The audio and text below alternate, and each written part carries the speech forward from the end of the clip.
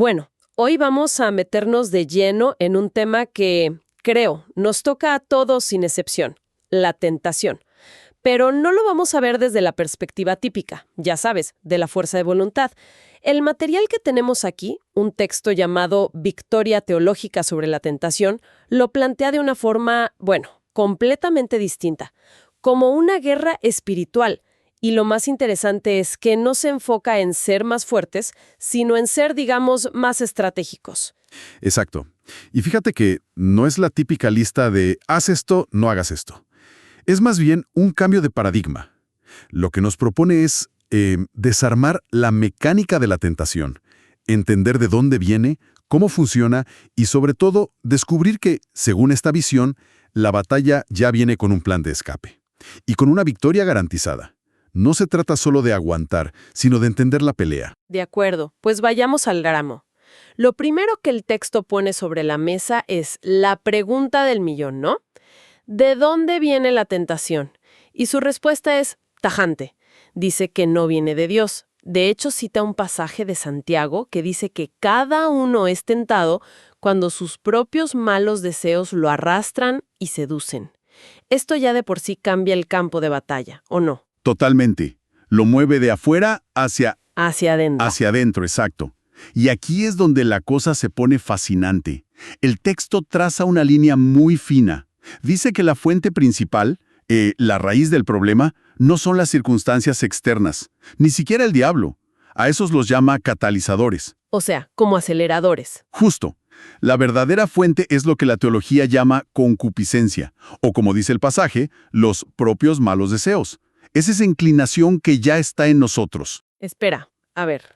Entiendo la idea de que la mecha está dentro, pero ¿no le quita eso demasiada importancia a lo de afuera?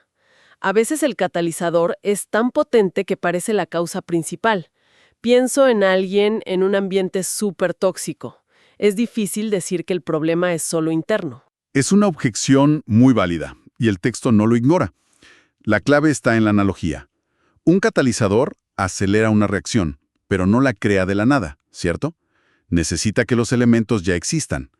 Según esta perspectiva, ese ambiente tóxico o una provocación son increíblemente potentes, sí, pero solo encienden algo que ya estaba latente. Lo que hace es reorientar la responsabilidad. En lugar de decir, el mundo me hizo caer, invita a preguntarse, ¿qué hay en mí que respondió a esa oferta? Claro. ¿Es un llamado a la autoexaminación entonces? Radical. A conocer tu propio terreno. Vale, lo veo. No es anular lo de afuera, sino reconocer que lo de adentro es lo que tiene la última palabra. Es un cambio de perspectiva que obliga a mirarse al espejo. Y si es así, si el problema empieza en casa, la solución también debería empezar ahí. Precisamente. Y por eso el texto no se queda solo en el diagnóstico, pasa directo a la estrategia. Y se fija en un momento de máxima presión. Jesús en Getsemaní. Su instrucción a los discípulos es la base de todo. Velad y orad, para que no entréis en tentación. Una frase corta que, según este análisis, contiene 3 pilares. Me llama la atención que lo primero no sea luchad o resistir, sino velad. Suena más a ser un centinela que un soldado. ¿A qué se refiere con esa vigilancia? La imagen del centinela es perfecta. Velar no es pasivo, es una vigilancia estratégica. Implica 2 cosas. Primero, un autoconocimiento brutalmente honesto. Conocer tus puntos débiles, tus puntos ciegos. Y segundo, una acción proactiva. El texto lo conecta con un pasaje de Romanos que dice algo como, no proveáis para los deseos de la carne. O sea, no le des de comer al monstruo, por así decirlo. Exacto. No se trata solo de reaccionar cuando la tentación llega, sino de no crearle un ambiente favorable para que crezca. ¿Y podríamos hablar de ejemplos concretos? Porque no proveer puede sonar un poco abstracto. Claro, va de lo más obvio a lo más sutil. El nivel 1 podría ser no tener alcohol en casa si esa es tu lucha. El nivel 2, como decías, podría ser dejar de seguir ciertas cuentas en redes sociales que alimentan la envidia o la lujuria. Y el nivel 3, algo más sutil. Reconocer que ciertas conversaciones con ciertas personas siempre terminan en amargura y entonces, bueno, decides limitar esas interacciones. Vigilar es el estratega de tu propia vida. Entendido. Es una defensa inteligente, no una prueba de fuerza. Pero la frase no termina ahí. Dice, velad y orad. ¿Cómo se conecta la oración con esta vigilancia? Se conectan de forma inseparable. Justo después, Jesús dará razón. El espíritu a la verdad está dispuesto, pero la carne es débil. Ahí está la clave. La vigilancia es reconocer el peligro. La oración es reconocer tu propia incapacidad para enfrentarlo sola. La palabra dependencia a un oído moderno puede sonar a debilidad, pero en este marco es una fortaleza. Es admitir, mi voluntad es finita, mi energía se agota. O sea que la oración es el acto de pedir refuerzos. Es el centinela que ve al enemigo y no intenta detenerlo solo, sino que da la alarma y pide ayuda al cuartel general. Esa es la analogía perfecta. La oración es la admisión de que la carne es débil. Es la humildad de no confiar solo en tu propia fuerza. Y no es una medida de emergencia, es un estado constante de comunicación. Lo vemos en el Padre Nuestro. No nos dejes caer en tentación. Se pide de antemano. Vigilancia y oración, defensa y dependencia.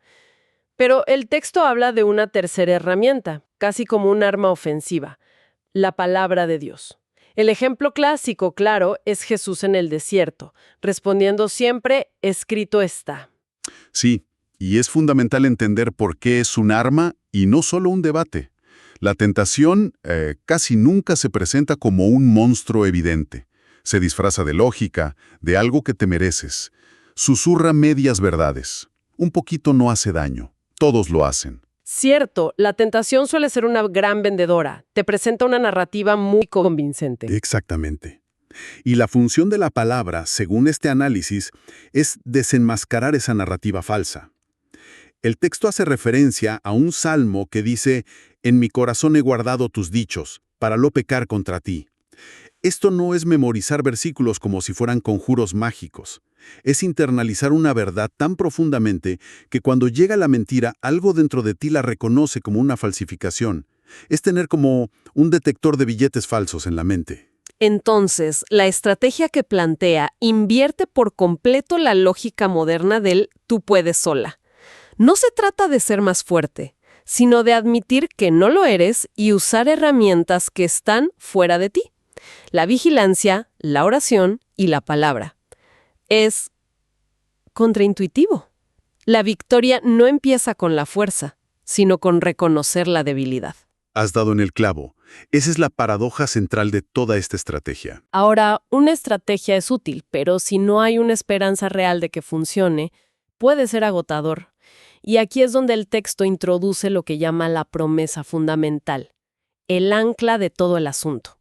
Se basa en un pasaje de la primera carta a los Corintios que es, increíblemente esperanzador. Sí, 1 Corintios 10:13.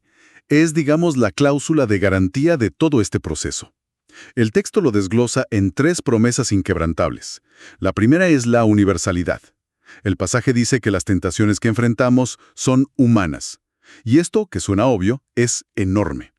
Combate uno de los peores aliados de la tentación, el aislamiento. El sentimiento de nadie más lucha con esto. Esta promesa te dice, bienvenida al club. Tu lucha es parte de la experiencia humana. Normaliza la batalla.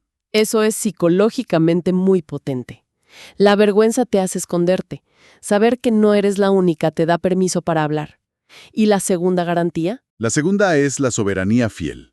La frase clave es, fiel es Dios que no os dejará ser tentados más de lo que podéis resistir. Esto cambia las reglas del juego. Afirma que Dios pone un límite, una barrera invisible a la intensidad de cada prueba. La tentación nunca tiene permiso para desatar todo su poder sobre una persona. Un momento. Aquí tengo que plantear la pregunta obvia. Entiendo el concepto, pero ¿cómo se reconcilia eso con la experiencia real de tanta gente que siente que la tentación sí fue más fuerte? ¿Es un fallo de la persona por no activar esa ayuda? ¿Suena un poco a que si caes es tu culpa por no haber resistido lo suficiente? Es la pregunta crucial. Y el texto la aborda conectando esta garantía con la tercera. La promesa no es que la persona tendrá la fuerza innata para resistir. La capacidad de poder resistir no está en nosotros, está en la ayuda que se provee. Y eso nos lleva a la tercera garantía, la provisión divina. El pasaje termina diciendo que Dios dará también juntamente con la tentación la salida. La palabra griega para salida es ekbasis, No significa un final, sino una vía de escape, un camino para salir de un aprieto. Esto implica que en cada tentación, Dios abre una puerta de emergencia. Siempre, sin excepción. Entonces, volviendo a mi pregunta, si alguien cae, según esta lógica, no es porque la tentación fuera irresistible, sino porque, por la razón que sea, no vio o no tomó esa ekbasis, esa salida. ¿Es así? Exactamente. El texto no lo plantea como una culpa, sino como un diagnóstico. La salida puede ser sutil, un pensamiento repentino, la llamada de un amigo, una distracción que rompe el ciclo, o simplemente la oportunidad de levantarse e irse a otro lado. La responsabilidad no es crear la salida, sino estar lo suficientemente vigilante, y volvemos al primer pilar, para buscarla y tomarla. La salida siempre está ahí. Entonces, si unimos todo, la victoria final no descansa en nuestra habilidad para ejecutar la estrategia, ni en nuestra agudeza para encontrar la salida. ¿Dónde está el fundamento último? El texto es muy claro en su punto culminante. Todo lo anterior, la vigilancia, la oración, la palabra, la salida, son los medios, no la fuente. La fuente de la victoria es externa a la persona. La fuente es Jesucristo. Cita otro pasaje que dice: gracias sean dadas a Dios que nos da la victoria por medio de nuestro Señor Jesucristo. Fíjate en el verbo, nos da. La victoria no se gana. Se recibe. Es un regalo, no un trofeo que se consigue por méritos en la batalla. Precisamente. Es un cambio de estatus. Según esta teología, la persona creyente ya no es definida por su lucha, sino por su posición de vencedora. El texto se apoya en que Cristo no solo resistió, sino que su obra rompió el poder fundamental del pecado. Por eso se cita Romanos 8. Somos más que vencedores. Y la frase que lo cambia todo es la que sigue: por medio de aquel que nos amó. La victoria es a través de una relación. Vale, creo que el cuadro está completo. Recapitulando, lo que este análisis propone es que la victoria sobre la tentación funciona al revés de lo que el mundo nos dice. Empieza con la humildad de reconocer nuestra debilidad. Sigue con la dependencia, en la oración. Se equipa con disciplina usando la palabra y vigilando. Y se sostiene, al final, en la fe. Fe en que Dios provee una salida y fe en que la victoria es un estatus ya otorgado por Cristo. Exacto. Es un enfoque que quita el peso del rendimiento personal y lo pone en la confianza y la estrategia. Y esto nos deja con una reflexión final, una pregunta que se desprende de todo el análisis. Si el texto afirma de manera tan categórica que Dios es fiel y que siempre provee esa salida, esa ekbasis en cada tentación, ¿Qué significa eso sobre las veces que caemos? que a veces es un tsunami, se centra en nuestra propia conciencia y elección. La pregunta para reflexionar no es tanto por qué fui tan débil o pude haber resistido, sino una mucho más específica y, quizá, más reveladora. ¿Estuve en ese momento buscando activamente la vía de escape que, según la promesa, ya había sido provista para mí?